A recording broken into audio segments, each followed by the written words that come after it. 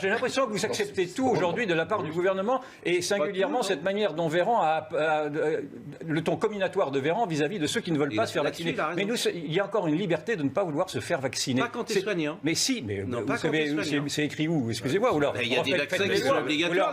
Rendons le vaccin obligatoire. Dans ce cas-là, je m'y plierai. Mais tant que le vaccin n'est pas obligatoire, vous avez la liberté à respecter. C'est pour ça qu'il faut le rendre obligatoire. Donc ne tombons pas quand même dans ce régime qui est déjà un régime liberticide sur beaucoup de points pour en plus en rajouter d'autres. Si on veut revivre maintenant, il faut se faire vacciner. Mais je suis d'accord. Si on veut ouvrir, il faut vacciner. Donc arrêtez les réticences et les trucs, quoi. Moi, je n'accepte pas de... Très bien. Le jour où il y aura un passeport vaccinal, vous resterez chez vous. Et j'aimerais que vous vous interrogiez maintenant sur cette propagande qui a été celle qui, depuis le début, nous fait dire qu'il y aura maintenant des pics tous les 15 jours. Et j'ai entendu le Premier ministre hier nous dire que le pic attendu ne viendra pas. Donc je voudrais quand même... mais vous avez raison là-dessus. Non, mais attendez, je vais au bout de mon raisonnement. Je voudrais qu'on s'interroge maintenant sur les fondamentaux de cette propagande anxiogène qui nous fout la trouille tous les jours.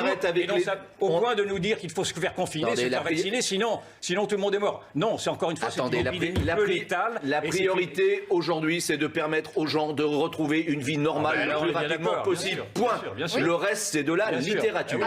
Mais la vie normale, elle va venir d'elle-même. C'est de la littérature. Le reste, c'est de la littérature. Si l'épidémie s'estompe. Si ça passe par une vaccination entre guillemets obligatoire. Moi, je suis contre l'obligation. Seulement le jour où il y aura un passeport vaccinal, parce qu'il y en aura un, eh bien ceux qui voudront pas se vacciner, ils resteront chez eux. Et puis voilà, c'est tout. Je veux dire, chacun prend ses responsabilités. On vit dans une société libérale. C'est pas vous qui allez me dire le contraire. Donc c'est un choix. C'est un choix. Tu veux pas te faire vacciner, tu restes chez toi. La société libérale ne peut pas obliger les gens à faire ce qu'ils ne veulent pas faire. Eh bien, mais personne ne les oblige. Dans ce